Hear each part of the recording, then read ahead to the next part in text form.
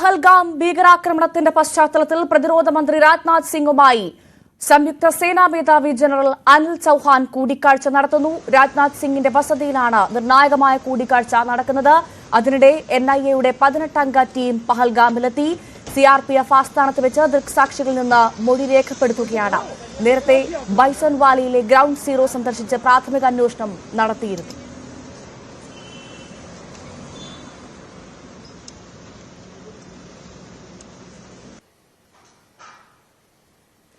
TG Sajith ചേരുന്നു കൂടുതൽ വിവരങ്ങളുമായി. സജിത്ത്, അതിർത്തിയിൽ സേനാവിന്യാസം അത് ശക്തമായി നടക്കുന്നുണ്ട്. നമ്മുടെ സൈന്യം അറിയിച്ചു കഴിഞ്ഞു, ഞങ്ങൾ സർവ്വസജ്ജരാണെന്ന്.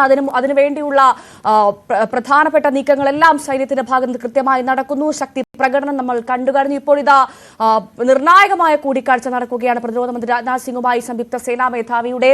ഈ കൂടിക്കാഴ്ച അതിനിർണായകം തന്നെയാണ്. എന്തു മനസ്സിലാക്കണം, ഉടൻ ഒരു നീക്കമുണ്ടാകുമോ, എന്താണ് അറിയാൻ സാധിച്ചത്? കൂടുതൽ വിശദാംശങ്ങൾ സജിത്ത്.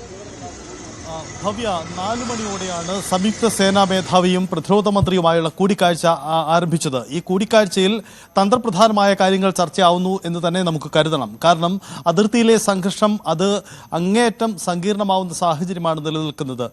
പെഹൽഗാം അക്രമത്തിന് പിന്നാലെ ഇന്ത്യ തിരിച്ചടിക്കാനൊരുങ്ങുന്നു എന്ന സൂചനകൾ പല ഘട്ടങ്ങളിലായി പുറത്തു വന്നിരുന്നു. പലതരത്തിലുള്ള സൂചനകളും പുറത്തുവരുന്നു. 3 സേനകളും സേനാവിന്യാസം അതിർത്തി മേഖലകളിൽ ശക്തമാക്കുന്നതായും റിപ്പോർട്ടുകളുണ്ട്.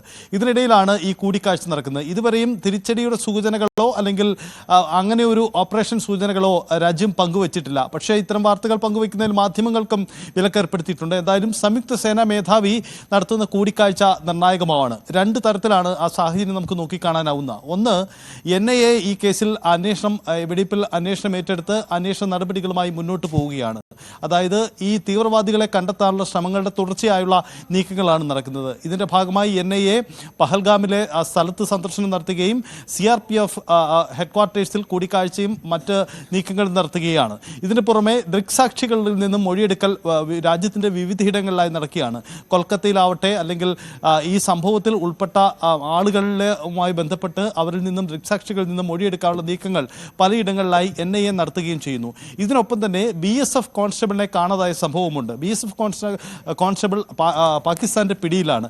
സ്വാഭാവികമായും ഇത് വിട്ടുകിട്ടേണ്ടതുണ്ട്. ഇത്തരത്തിൽ പലതരത്തിലുള്ള സാഹചര്യങ്ങൾ രൂപപ്പെടുകയാണ്. അങ്ങനെയെങ്കിൽ അതിർത്തിയിലെ സാഹചര്യങ്ങൾ സ്വാഭാവികമായും ഈ കൂടിക്കാഴ്ചയിൽ ചർച്ചയാവുന്നുണ്ട് എന്നാണ് നമുക്ക് മനസ്സിലാക്കാനാവുന്നത്.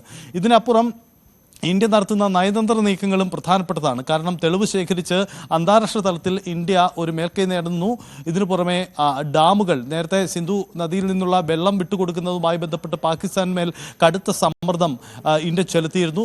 ഡാം മുന്നറിയിപ്പില്ല, ഡാം തുറന്നു വിട്ടുകൊണ്ടുള്ള ഇന്ത്യയുടെ നീക്കമുണ്ടായി. ഇത് പാകിസ്ഥാൻ മേഖലയിൽ വലിയ വെള്ളപ്പൊക്കത്തിന് ഇടവെച്ചിട്ടുണ്ട്.